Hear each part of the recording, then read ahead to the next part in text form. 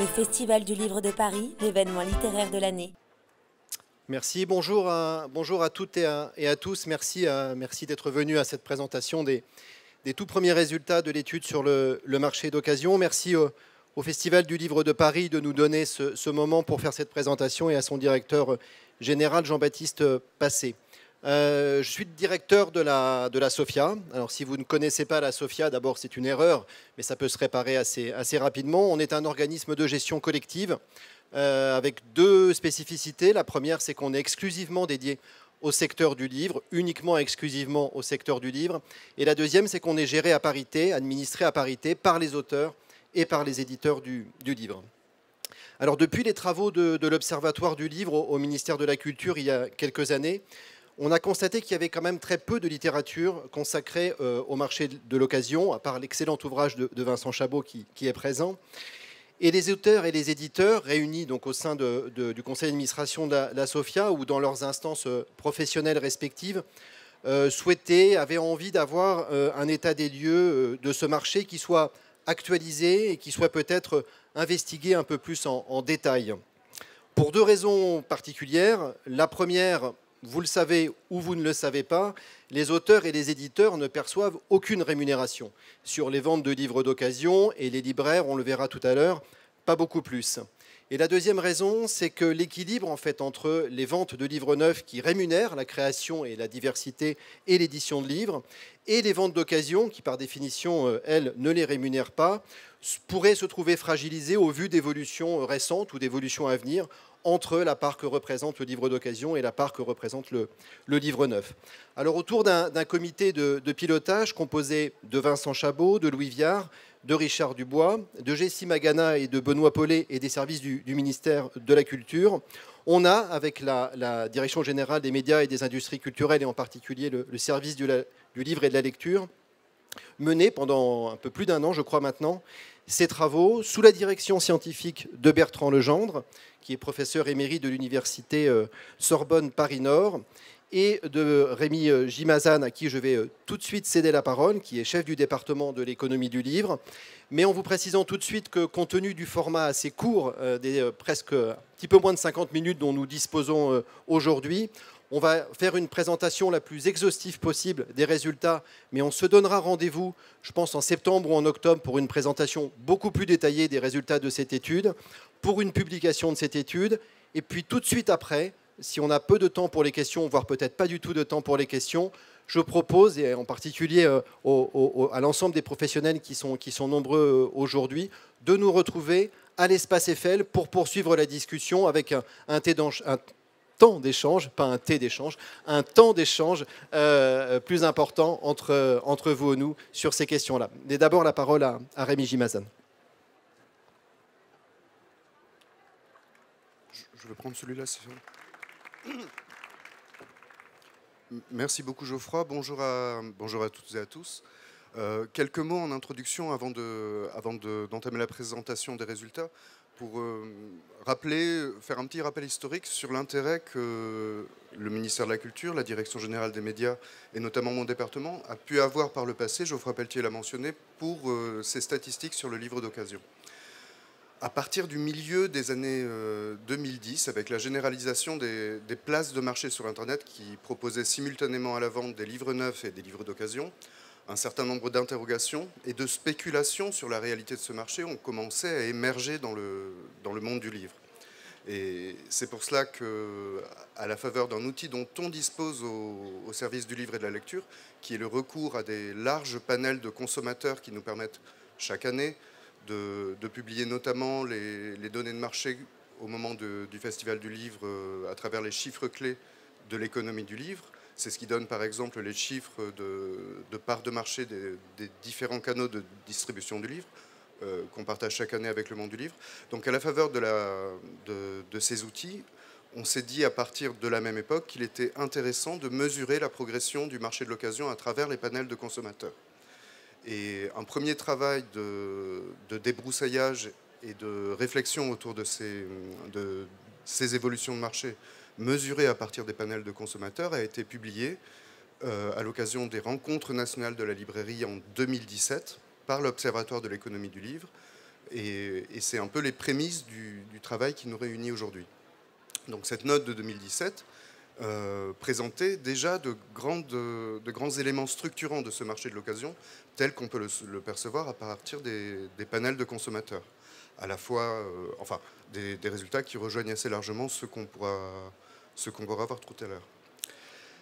C'est vrai que depuis 2017, on n'avait aucune donnée actualisée. La note de 2017 montrait que le marché de l'occasion était en progression lente mais continue et concluait tout de même qu'il y avait une progression sans doute un peu plus importante à prévoir du fait notamment d'un effet générationnel, dans la mesure où les deux jeunes populations arrivant en capacité d'acheter des livres, leur habitude d'utiliser les outils de l'Internet pour se procurer des biens de consommation allait sans doute modifier significativement les comportements de consommation.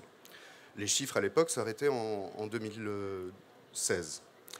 Donc lorsque la SOFIA nous a proposé de joindre nos efforts, il y a de cela maintenant un an, Geoffroy Pelletier l'a dit, de façon à pouvoir avancer sur une étude un petit peu plus large autour du livre d'occasion, c'est bien naturellement que nous avons accepté cette proposition, dans la mesure où c'était également l'occasion de faire une actualisation du travail qui avait été fait à l'époque.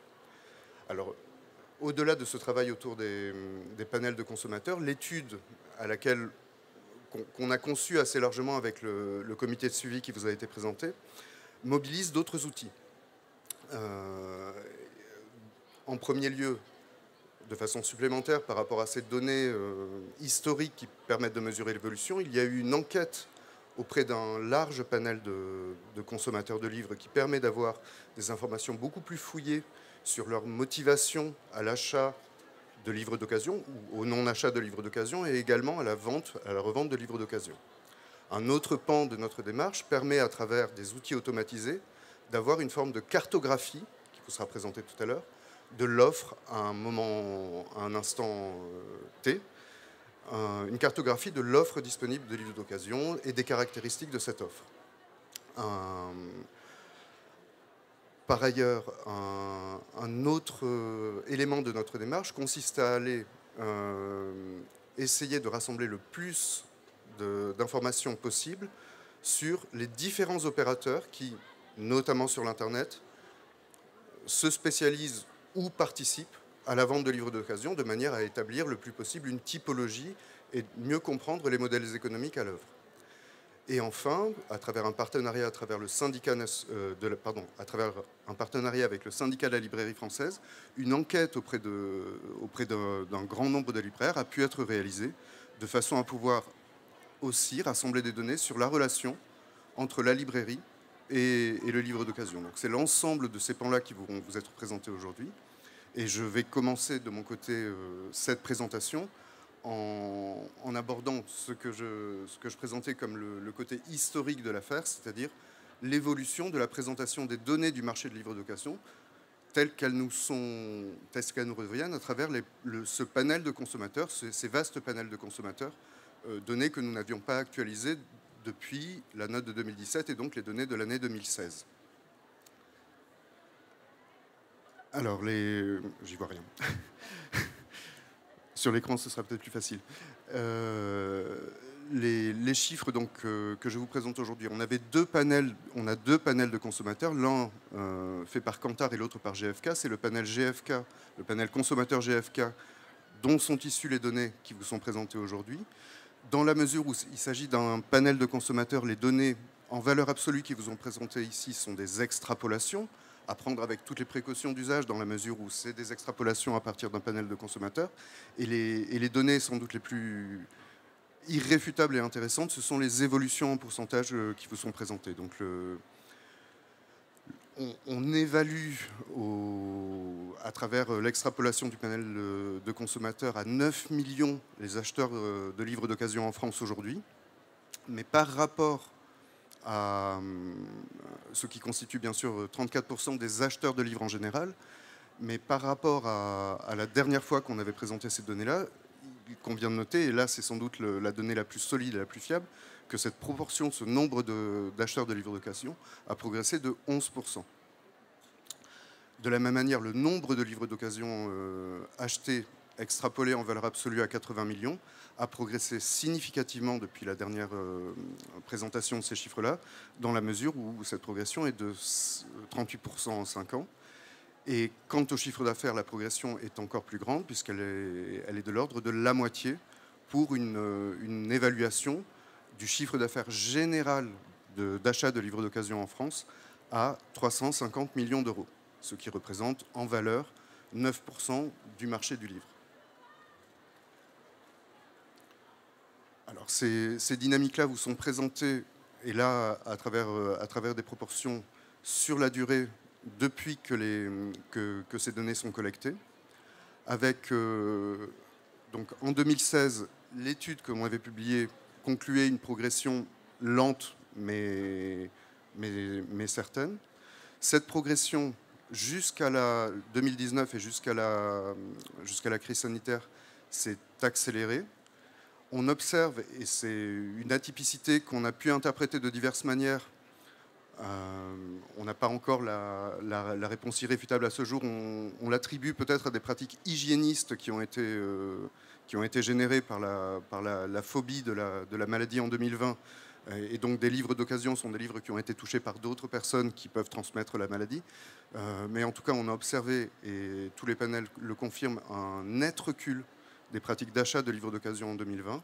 Mais ce recul n'a été que temporaire, et la progression reste très significative jusqu'à aujourd'hui. Alors les trois courbes qui sont présentées, c'est d'une part le pourcentage des acheteurs de livres qui ont acheté des livres d'occasion, donc la ligne bleue qui montre qu'au sein de la population des personnes qui chaque année déclarent avoir acheté des livres, ceux qui déclarent avoir acheté des livres d'occasion représentent aujourd'hui un tiers. La ligne rouge, elle, c'est la part en volume que je vous ai présenté juste avant des livres d'occasion dans les achats de livres, qui progresse significativement, un peu moins significativement, bien sûr, en valeur, c'est la dernière ligne verte, mais la progression est tout de même voilà, plus prononcée en tout cas que dans la période qui a précédé la crise sanitaire, et en tout cas que dans la période de la dernière actualisation de ces chiffres. Dernier élément des données générales qu'on voulait vous présenter, ce sont des éléments intéressants relatifs au panier de livres d'occasion. En bleu, vous avez la courbe en nombre d'exemplaires qui montre une progression qui n'est pas négligeable du nombre de livres que chaque personne qui a acheté des livres d'occasion en moyenne déclare avoir acheté. En partant de 2014, où la donnée était de 5,6 livres en moyenne achetés par an par acheteur de livres d'occasion, on passe en 2022 à un nombre plus important qui est de 8,9 en moyenne. Cette progression-là, lente et certaine, s'accompagne d'une progression, en revanche, après une période de plat jusqu'en 2018, assez significative, continue et importante du panier moyen, lui, en valeur. La valeur consacrée par les acheteurs de livres d'occasion en France au fil des années a cru de manière significative pour arriver aujourd'hui à un panier moyen d'achat de livres d'occasion par an pour les acheteurs de livres d'occasion de 39 €. Voilà pour l'actualisation des données générales qui sont celles qui permettent, dans le cadre de notre démarche, et les seules, à mesurer les évolutions dans la durée. Les autres démarches sont des démarches plus synchroniques qui permettent d'approfondir ces grandes tendances, mais davantage en faisant une photographie de ce qui se passe aujourd'hui. Je cède maintenant la parole à Bertrand, qui va poursuivre la présentation. Merci.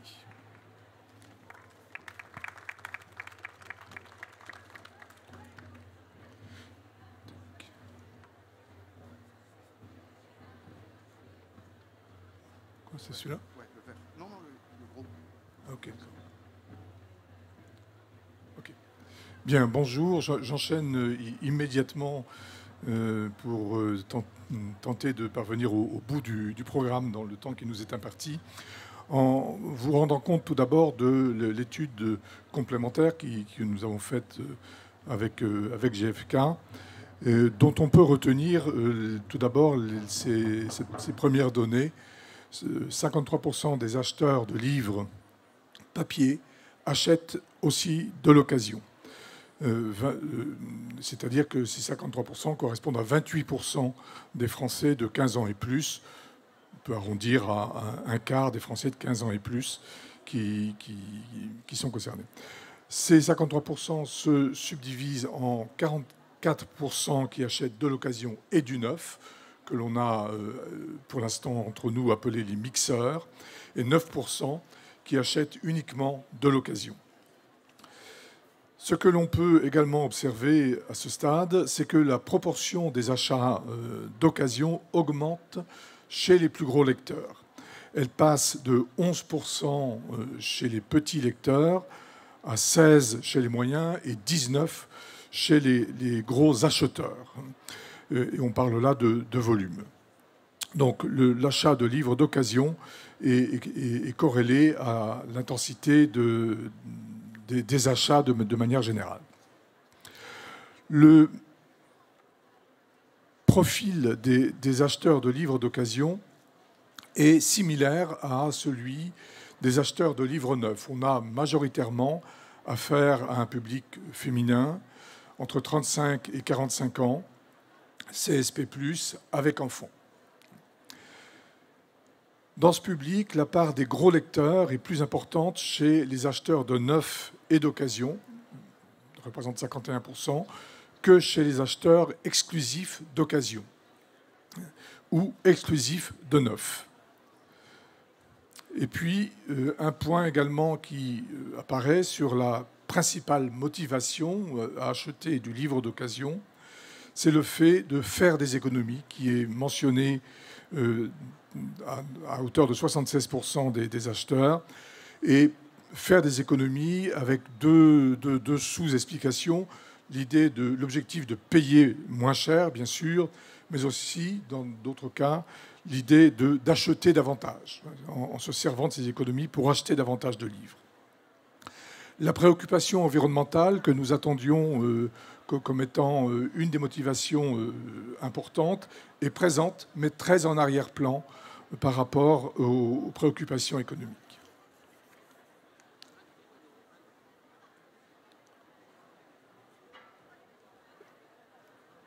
Les acheteurs de livres neufs qui sont réfractaires à l'occasion sont aussi les plus âgés. Les plus âgés qui se disent très attachés au livre en tant qu'objet.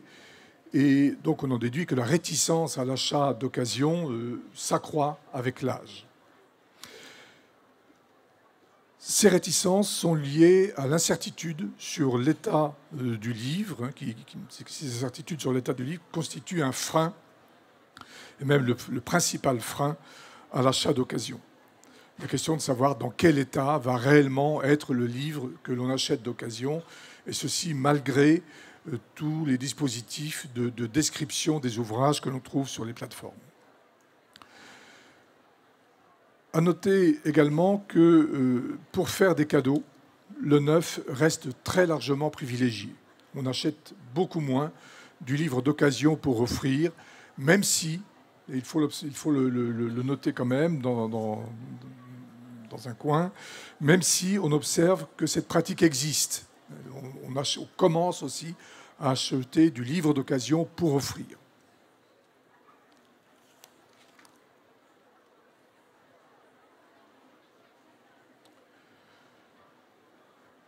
Plus de la moitié des acheteurs d'occasion cherchent en premier lieu des livres de seconde main. Ce qui signifie que pour eux, l'achat d'occasion est très installé dans leur pratique. Les 2/3 des acheteurs d'occasion comparent les prix des offres d'occasion disponibles. Et là, on voit l'effet de la mise en place de différents outils sur les plateformes qui permettent de comparer l'ensemble des offres du point de vue des prix. 48% des acheteurs d'occasion achètent souvent un livre en seconde main, alors qu'au départ, ils avaient prévu de l'acheter en neuf. Il y a un phénomène de basculement, d'une intention vers le neuf qui se déplace vers une pratique ou une réalité d'achat vers l'occasion. Ce basculement, il est en partie lié au constat d'une indisponibilité d'un titre recherché en neuf, et en partie lié à un effet d'opportunité. Je cherche un livre sur une plateforme, j'ai l'intention au départ de l'acheter en neuf, mais je rencontre une proposition de livre d'occasion qui provoque ce basculement. 40% des acheteurs d'occasion attendent qu'un livre soit disponible en seconde main pour l'acheter, et un tiers des acheteurs d'occasion utilisent un système d'alerte pour la disponibilité d'un livre d'occasion. On a là une manifestation de ce qu'on appelle par ailleurs la préméditation, et aussi une manifestation de ce qu'on est tenté de qualifier de savoir-faire des acheteurs d'occasion qui aujourd'hui commencent à utiliser de plus en plus systématiquement des outils pour faire leur recherche.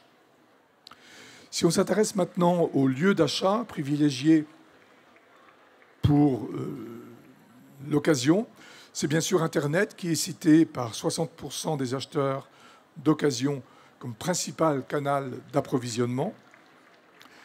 On trouve ensuite les braderies, brocantes, bouquinistes à hauteur de 18%, puis les librairies qui arrivent loin derrière, on y reviendra.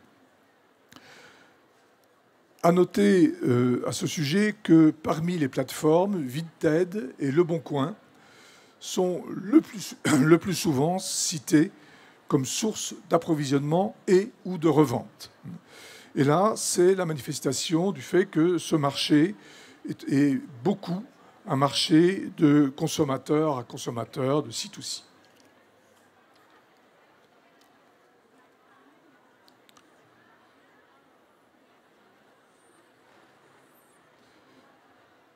Quatre Français sur 10 revendent des livres. On s'intéresse là aux pratiques de revente. 4 Français sur 10 revendent des livres. Cette part est plus importante chez les jeunes. La principale motivation à la revente est de gagner un peu d'argent et, dans une moindre mesure, de faire un peu de place sur ses étagères ou dans son appartement et d'intégrer dans ses pratiques le fait qu'on n'a plus l'intention de relire tel ou tel livre. Donc tel ou tel livre est considéré comme inutile et on s'en sépare. Et plutôt que de s'en séparer de telle ou telle manière, on le revend. Pour les 2 tiers des revendeurs, cette activité reste néanmoins modeste, moins de 10 livres par an, pour un gain moyen inférieur à 50 €. Notons encore que 2 tiers des Français donnent leurs livres. Et ils les donnent en premier lieu à leurs proches. Alors je précise bien là, pour qu'il n'y ait aucune confusion possible, il ne s'agit pas d'acheter des livres pour en faire des cadeaux. Ce n'est pas du tout la pratique de cadeaux, même si c'est un don. Il s'agit de donner des livres qu'on a déjà lus et qu'on donne donc plutôt d'occasion à ses proches. J'en viens maintenant à la partie suivante de notre étude qui porte sur l'étude de l'offre Internet.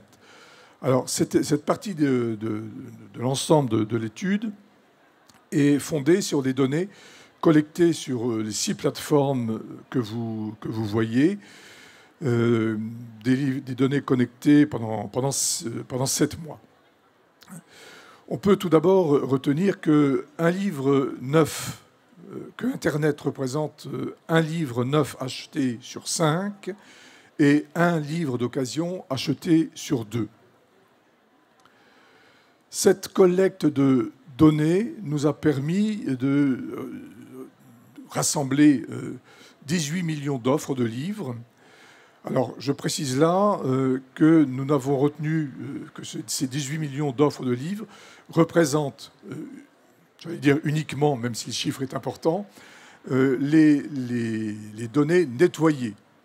Les premières données que nous avons collectées produisent des chiffres beaucoup plus importants, mais le nettoyage qui a été réalisé a permis d'écarter, par exemple, tout ce qui est offre de lots de livres qu'on trouve abondamment. Et puis a permis également d'écarter bon nombre de livres mal identifiés. Ces 18 millions d'offres de livres correspondent à autant de livres auxquels est associé un ISBN. On sait à chaque fois très précisément de quel titre on parle. 18 millions d'offres de livres qui correspondent à 603 000 titres différents. J'insiste aussi, avant d'entrer un peu plus dans les détails, sur le fait qu'on parle là des offres et non pas des achats. Alors, une première donnée sortie de cette étude porte sur le rapport entre prix moyen et prix neuf, qui est en moyenne à moins 10%.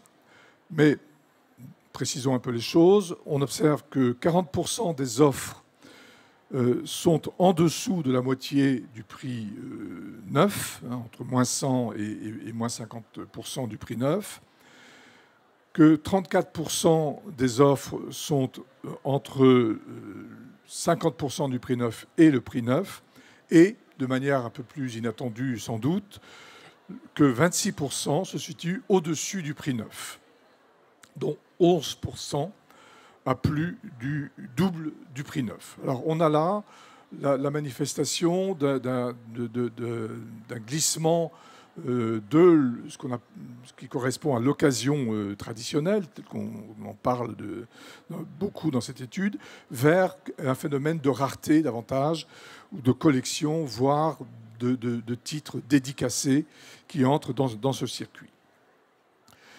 Le prix moyen de l'occasion est à 9,70 €, mais là aussi, si on détaille les choses, on observe que 42% de l'offre est à moins de 5 €, 18% entre 5 et 10 €. On a donc, si on cumule un peu les choses, on a donc 60% de l'offre qui est à moins de 10 €.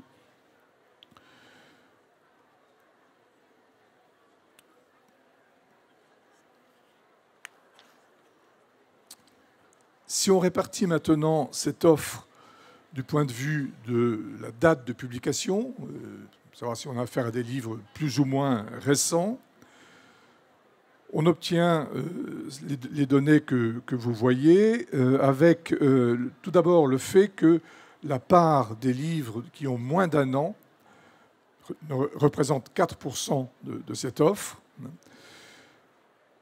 La part des livres qui ont entre 1 et 5 ans représente 18%. Donc, en gros, on a 22% de l'offre qui a moins de 5 ans et une très large majorité, 57%, qui a 10 ans et plus. Troisième mode de répartition, en fonction de la disponibilité commerciale, on a là une répartition à peu près équilibrée entre les titres disponibles et les titres qui ne le sont pas, soit par arrêt définitif de commercialisation, soit parce qu'ils sont temporairement non disponibles.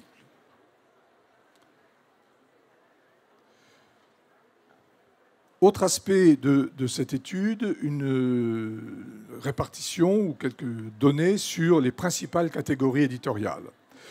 On en a retenu dans cette présentation que 4, la littérature générale, la jeunesse, le pratique et BD, comics, manga.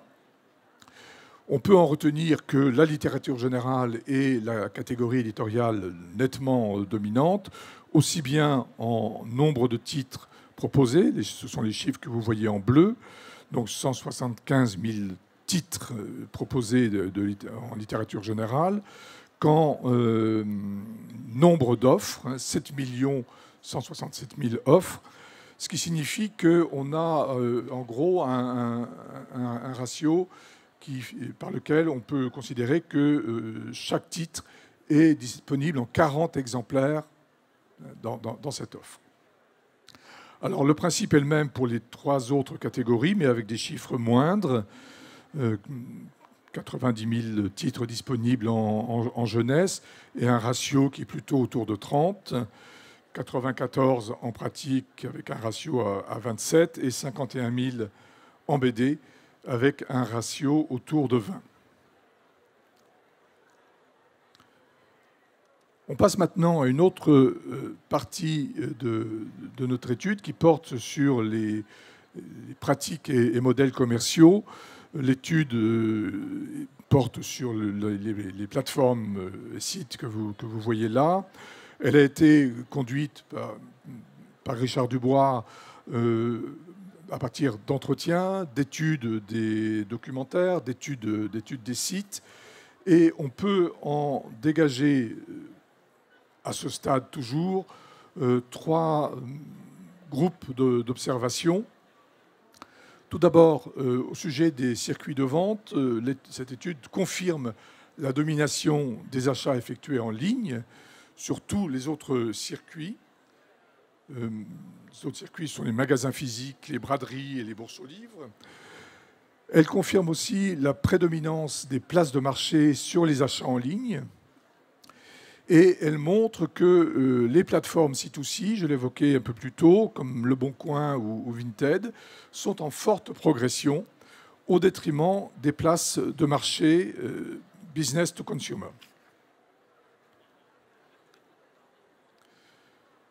Un deuxième groupe d'observation porte sur les phénomènes de dépendance entre ces revendeurs professionnels qui, d'une part, dépendent des places de marché. Chaque revendeur est présent sur plusieurs places. Une très grande part de leur chiffre d'affaires est générée sur ces places. Et du coup, on observe la présence simultanée des mêmes offres sur plusieurs de ces places. Ces revendeurs professionnels sont également interdépendants par le fait qu'ils auront des pratiques d'échange, de déstockage entre eux. Si on entre maintenant dans le modèle économique des plateformes, on observe bien sûr la pratique de commission dans une fourchette de 8 à 15% du montant des transactions, mais aussi des pratiques d'à côté, je dirais, ou périphériques, mais qui ont une très grosse importance, notamment la plus-value sur le transport. Ces plateformes ont toutes des puissances d'achat importantes, voire extrêmement importantes, auprès des transporteurs. Et cette puissance d'achat génère des plus-values significatives quand ces plateformes refacturent aux revendeurs. Également des facturations de prestations marketing, comme le fait de remonter une offre en première place ou la création de boutiques dédiées, et la facturation de prestations logistiques, stockage, préparation de commandes. J'ai fait aussi vite que possible pour laisser la parole à Geoffroy Pelletier.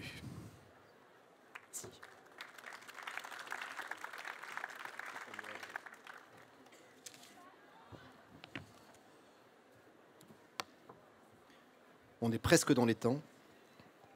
On voulait vous faire une petite parenthèse sur la question spécifique des librairies et du rapport des librairies avec le marché du livre d'occasion.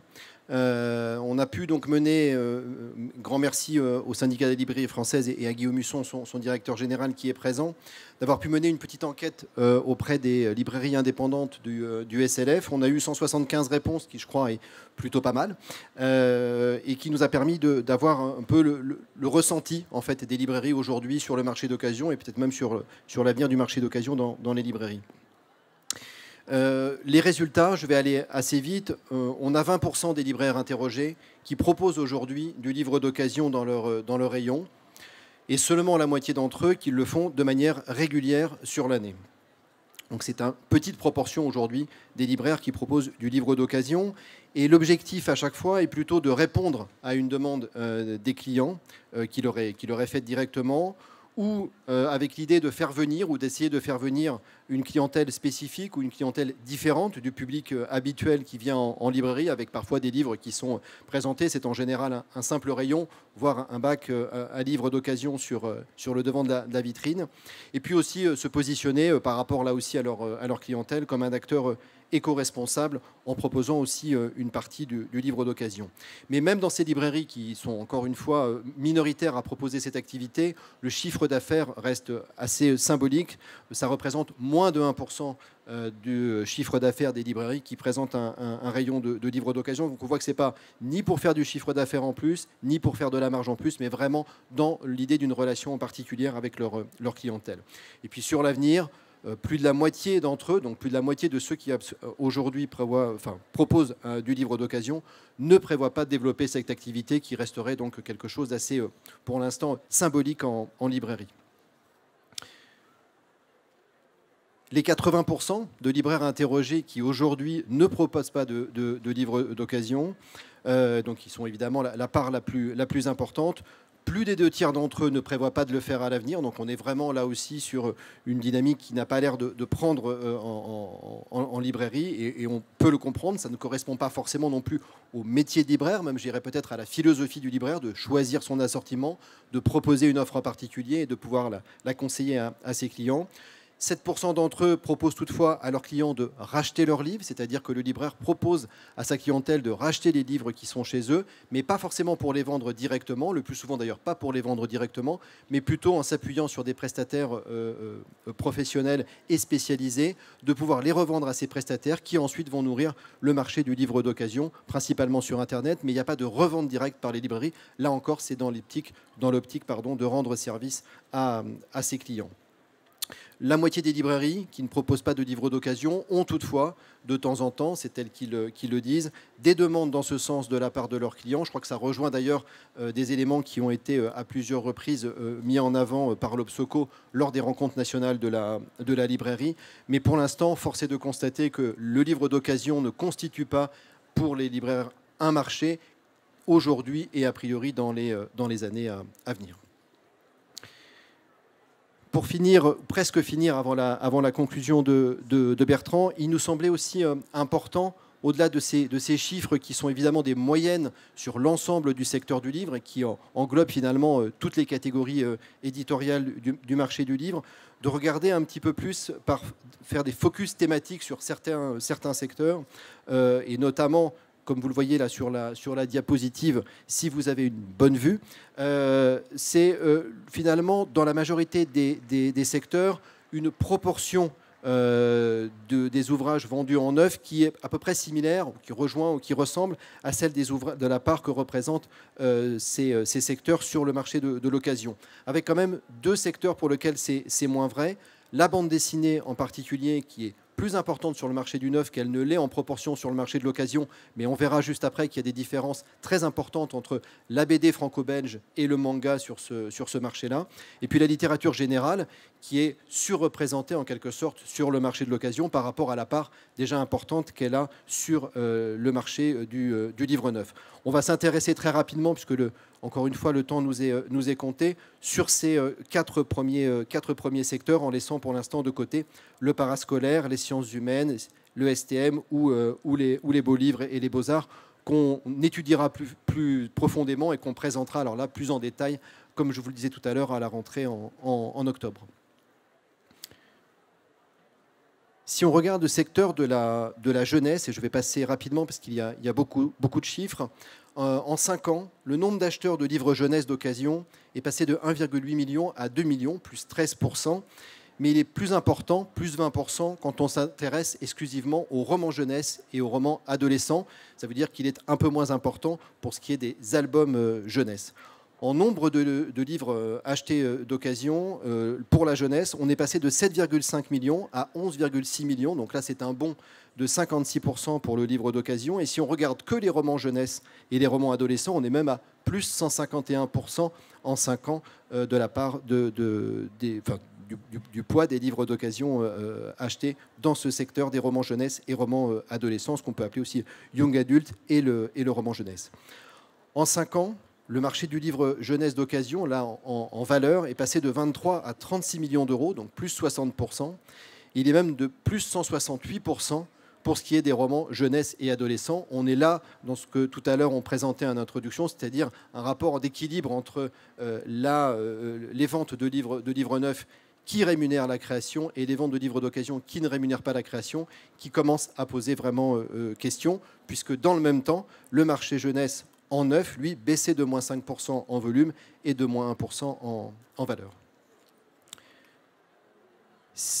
Si on s'intéresse maintenant au secteur de la bande dessinée, donc qui regroupe BD franco-belge, comics et manga, en 5 ans, le nombre d'acheteurs de bandes dessinées d'occasion est passé de 1,1 à 1,6 million. Là aussi, on est en augmentation importante à plus 46%. C'est à peu près similaire d'ailleurs pour la BD franco-belge, les comics et les mangas.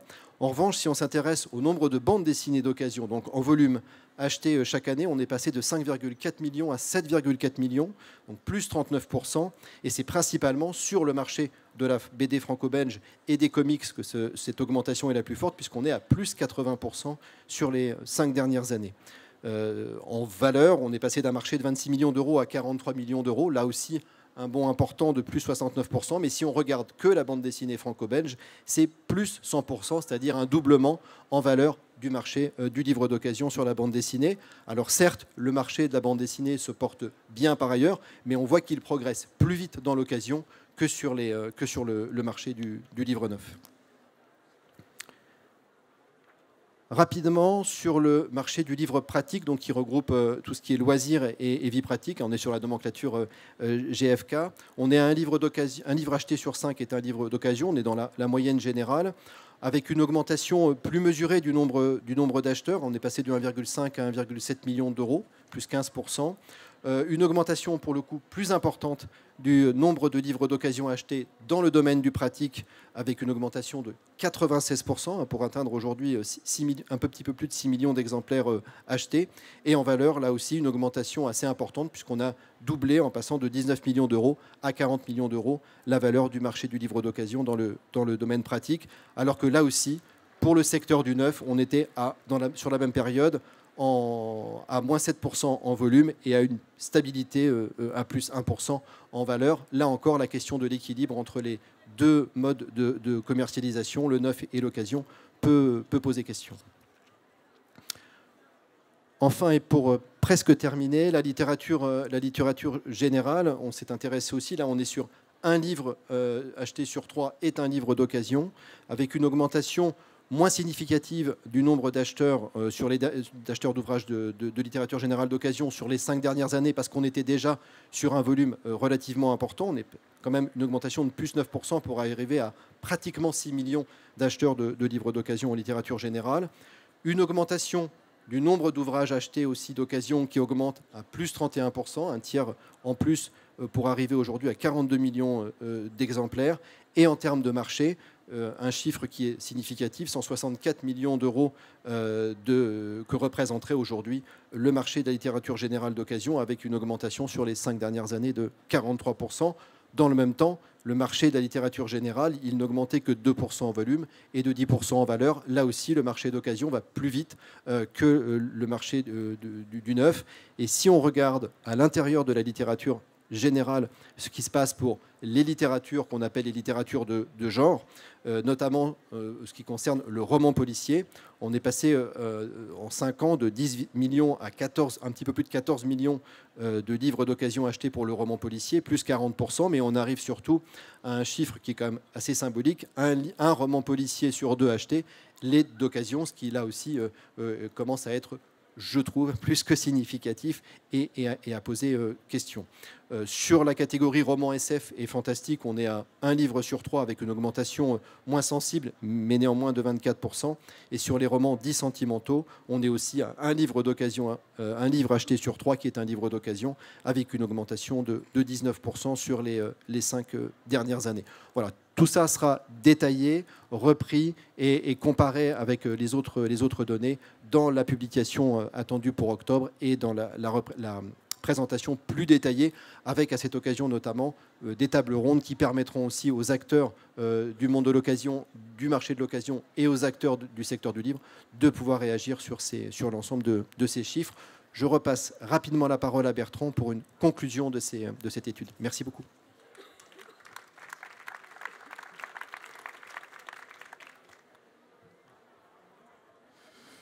Alors, 3 groupes d'observation que nous vous proposons d'utiliser en forme non pas de conclusion, mais de point d'étape, hein, puisque vous l'avez bien compris, l'étude est encore en progrès.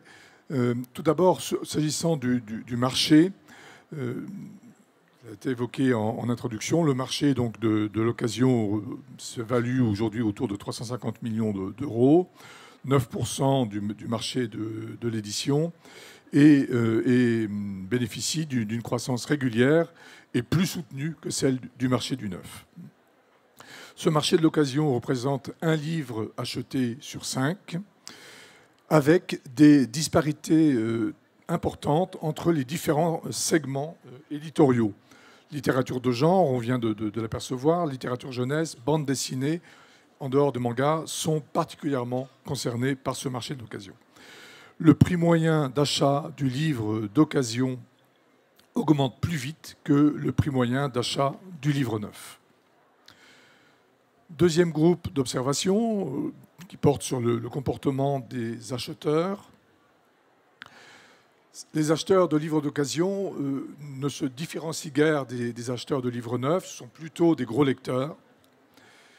L'achat d'un livre d'occasion est de plus en plus prémédité, du fait notamment du recours aux différents outils que nous avons évoqués, les outils d'alerte sur la disponibilité et les outils comparateurs de prix des offres entre les sites. Ces acheteurs de livres d'occasion cherchent avant tout à économiser un peu d'argent. La motivation écologique, nous le répétons, arrive loin en second plan.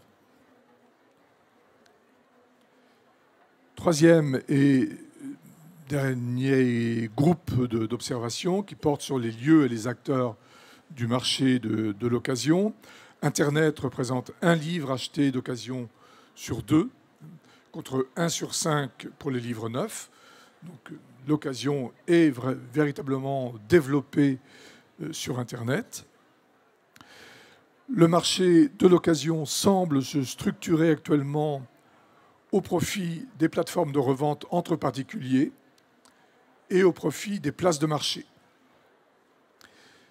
Troisième observation dans ce registre, les librairies sont peu présentes sur le marché de l'occasion et n'affichent pas d'appétence particulière pour le sujet. Et enfin, la revente de livres par les particuliers est d'abord motivée par la recherche d'argent, mais les gains apparaissent pour l'instant très faibles. Voilà donc les observations que nous pouvons formuler à ce stade. Geoffroy Pelletier l'a dit et on peut peut-être le redire en conclusion de la conclusion. Tout cela va être repris, développé dans les mois qui viennent avec un rendu normalement à l'automne. Merci.